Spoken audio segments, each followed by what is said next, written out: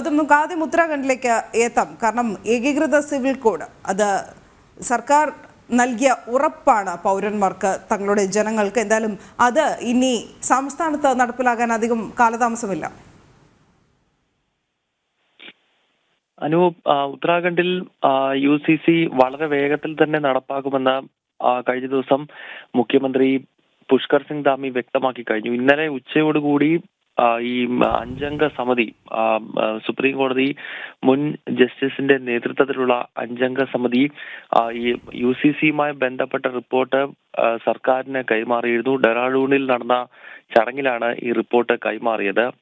ഈ ഒരു പശ്ചാത്തലത്തിൽ ഇന്നിപ്പോൾ മന്ത്രിസഭാ യോഗം മുഖ്യമന്ത്രിയുടെ അധ്യക്ഷതയിൽ ചേരുകയും മന്ത്രിസഭാ യോഗം കൂടി ഈ റിപ്പോർട്ടിന് അംഗീകാരം നൽകും. അങ്ങനെയെങ്കിൽ പിന്നീട് തിങ്കളാഴ്ച മുതൽ 8-ാം തീയതി വരെ ചേരുന്ന പ്രത്യേക സമ്മേളനം, ഈ UCC പാസ്സാക്കുന്നതിന് വേണ്ടിയാണ് ഇത്തരത്തിലൊരു പ്രത്യേക സമ്മേളനം ഉത്തരാഖണ്ഡ് സർക്കാർ വിളിച്ചിരിക്കുന്നത്. ആ സമ്മേളനത്തിൽ ഈ നിയമസഭ ഈ ഏകീകൃത സിവിൽ കോഡ് സംബന്ധിച്ചുള്ള ബില്ല് പാസ്സാക്കും എന്നാണ് വ്യക്തമാകുന്നത്. അതിനാൽ അതിനുശേഷം പിന്നീട് സംസ്ഥാനത്ത് ഏകീകൃത സിവിൽ കോഡ് നടപ്പാക്കുന്നത് സംബന്ധിച്ചുള്ള ഉത്തരവ് സർക്കാർ പുറത്തിറക്കും. സംസ്ഥാന തലത്തിൽ ഇപ്പോൾ ആദ്യമായാണ് ഒരു സർക്കാർ ഏകീകൃത സിവിൽ കോഡ് നടപ്പാക്കുന്നത്. ഗോവയിൽ ഏകീകൃത സിവിൽ കോഡ് ഉണ്ടെങ്കിലും അത് പോർച്ചുഗീസ് ഭരണകാലത്ത് കൊണ്ടുവന്ന ഒരുപാട് തെറ്റുകൾ നിറഞ്ഞിട്ടുള്ള, അല്ലെങ്കിൽ പൊതുസമൂഹത്തിന്, ഇപ്പോഴത്തെ സമൂഹത്തിന് അംഗീകരിക്കാൻ കഴിയാത്ത രീതിയിലുള്ളൊരു നിയമമാണ് ഉള്ളത്. എന്നാൽ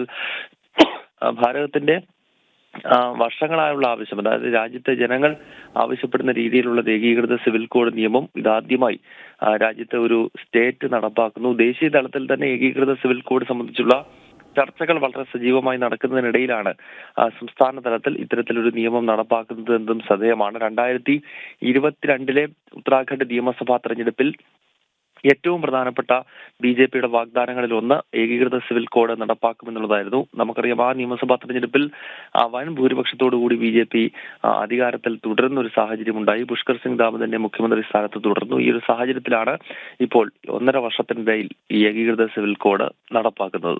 അനു.